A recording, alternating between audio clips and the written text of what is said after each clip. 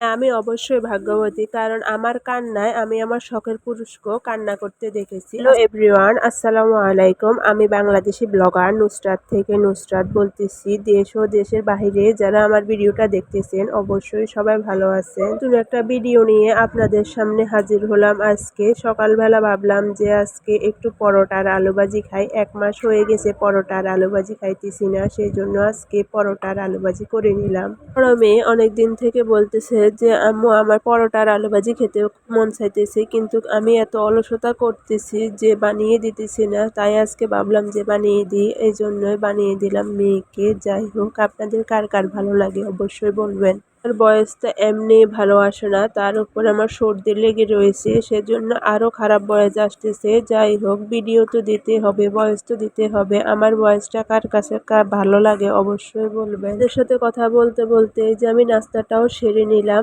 তারপর একটু ঘুমিয়ে যাব, যেহেতু এত তাড়াতাড়ি ঘুম থেকে উঠেছি। আপনাদের ভাইয়াও চলে গেছে, আমার মেয়েরাও ঘুমিয়ে, সেজন্য একটু ঘুমিয়ে পড়লাম। যাওয়ার আগে মাছ নামিয়ে রাখলাম, কারণ রান্না তো করতে হবে, সেজন্য এই যে মাছ ভাজতে চলে আসলাম। আজকে কাঁকরোল রান্না করব, কাঁকরোল দিয়ে মাছ দিয়ে রান্না করব, তার সাথে 2টা আলু দিলাম, যেহেতু আমার বড় মেয়ে আলু অনেক পছন্দ করে।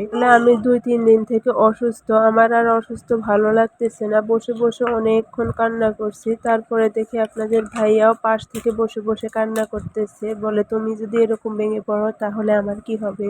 আসলে তার কারণ হচ্ছে যে আমি অসুস্থ, আমি যখন চোখের পানি ফেলাই ও চোখের পানি ফেলায়, জানি না কেন ও এরকম করে। আমি অন্য কোনো কিছু থেকে কান্না করতে দেখি নাই, আমাকে সবসময় বলে যে চোখের পানি ফেলার দরকার নাই, এই চোখের পানি অনেক মূল্যবান। জন্য বললাম যে আমি অনেক ভাগ্যবতী, আসলে আমি অনেক ভাগ্যবতী। আপনাদের ভাইয়া আমার জন্য সবকিছু করে, আমি যখন যা চাই তখনই আমার সামনে তাই হাজির করে। আপনাদের সাথে কথা বলতে বলতে আমার মেয়ে চানাচুর খাইতেছে। মেয়ে তো কাঁকরোল রান্না করলে খায় না, ও চিপস বানিয়ে খায়। আমি সেজন্য কাঁকরোলগুলা ভাজি করে নিলাম, আসলে ও ভাজিটারে চিপস বলে। যাই হোক, ও ছোট মানুষ। তারপর আপনাদের ভাইয়া অনেকগুলো আইসক্রিম নিয়ে আসলো, ঠান্ডা লেগে রয়েছে, তারপরে অনেকগুলো আইসক্রিম নিয়ে আসলো। আসলে এখানে 1 বক্স আইসক্রিম নিয়ে আসলো, বলে ঠান্ডা দিয়ে খাও, দেখবা ঠান্ডা ঠিক হয়ে যাবে, আমি ওষুধ এনে দিব, খাও, সমস্যা নাই, তোমাদের যা ইচ্ছা তাই খাও, তোমাদের জন্য ইনকাম করে, তোমরা খাবা না তো কে খাবে। তারপর আমি আস্তে আস্তে ব্যাগটা গুছিয়ে নিতেছি। আমাদের খাট আনবে বলছে, আমি নিষেধ করে দিছি, যেহেতু আমার ছোট মেয়ে একটু হামাগুড়ি দেয়, যদি খাট থেকে পড়ে যায় হাত পা হয়তো বা কোনো কিছু ভেঙে যাবে।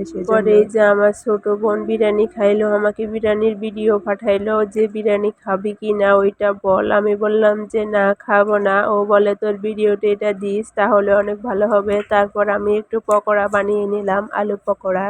আসলে আমার বোন আমাকে ভিডিও দেওয়ার কারণ হচ্ছে আমি বিরিয়ানি অনেক পছন্দ করি, সেজন্য আমাকে একটু লোভ লাগালো। আপনারা হয়তো বুঝতে পারবেন বোন থাকলে কিরকম দুষ্টামি করে, আমাকে এটা পাঠাইলো। এই যে আমি পকোড়াগুলো একটু ভেজে নিতেছি, তারপর আমিও ওকে এই ভিডিও পাঠাইলাম যে পকোড়া খাবি। যাই খাই না কেন ওকে ছবি পাঠাই, ও যাই খাক না কেন আমাকে ছবি পাঠায়। আসলে আমাদের 2 বোনের দুষ্টামি সারাক্ষণ লেগেই থাকে, কিছুক্ষণ পর পর শুধু কল দিতেই থাকে যে দেশে আসবি কখন। আমি তো বলি 1 মাস হয়েছে মাত্র ঢাকা এসেছি আমি। তারপরে এই যে আমার মেয়ে প্লেটে সস নিয়ে নিল, আর আমি এখন দেখাইতেছি যে কতটা মুসমুসে হলো, এটা খেতে অনেক মজা লেগেছে। তার পরের দিনের ভিডিও আমি শুরু করলাম, কারণ আমি আর ভিডিও করি নাই।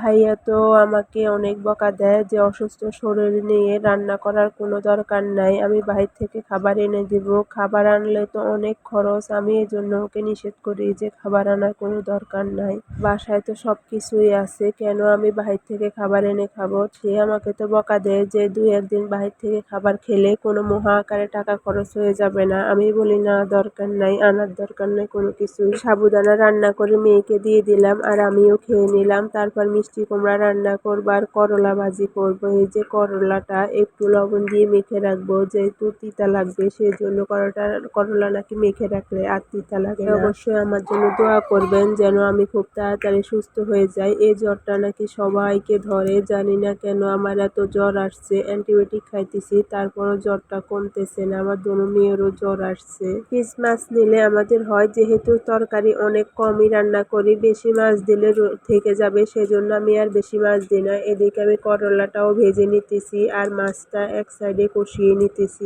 যাদের ছোট 2টা বাচ্চা থাকে তারাই বুঝে যে কাজ করতে করতে কতটা কষ্ট হয়। এই যে আমি কুমড়াগুলো এভাবে দিয়ে দিব। মিষ্টি কুমড়ার মধ্যে কে কে চিনি দেন অবশ্যই বলবেন। আমি অবশ্যই চিনি দিই মিষ্টি কুমড়ার মধ্যে। আমার মেয়েও মিষ্টি কুমড়া অনেক পছন্দ করে, আপনাদের ভাইয়াও করে, আমিও করি। সেজন্য আমাদের প্রায় মিষ্টি কুমড়া আনা হয়। আমি মিষ্টি কুমড়াটা একটু ডাল দিয়ে রান্না করব, সেজন্য ডালটাও তো আগে ভেজে নিলাম, এখন দিয়ে সিদ্ধ করে তারপর দিয়ে দিলাম। এরাও এরকম একদিন ডাল দিয়ে মিষ্টি কুমড়া দিয়ে রান্না করে খেয়ে দেখবেন, অনেক মজা, অনেক মজা, যা বলার বাহিরে। আমি এটা দেখলাম যে আমার শাশুড়ি রান্না করে, সেই জন্য আমিও রান্না করি প্রায়। তারপরে এদিকে করলাটাও ভাজা হয়ে গেছে। জানি আমার ভয়েসটা এত বেশি ভালো আসতেছে না। যারা আমার ভিডিওটা এতক্ষণ পর্যন্ত ধৈর্য ধরে দেখেছেন তাদেরকে অসংখ্য অসংখ্য ধন্যবাদ। আর যারা দেখেন নাই তাদেরকে তো আর কিছুই বলার নাই। আমার ভিডিও দিতে আর ভালো লাগতেছে না। দেখি পরের দিন অন্য কোনো রকমের ভিডিও আপনাদের সামনে হাজির করতে পারি কিনা। আসলে আমি বেরও হই না, কোথাও যেতেও আমার কোনো ইচ্ছা করে না, সেজন্য বাহিরের কোনো ভিডিও দিতে পারতেছি না। আমার ভিডিওটা যদি ভালো লেগে থাকে অবশ্যই লাইক কমেন্ট করবেন। আজকে এ পর্যন্ত, আল্লাহ হাফেজ।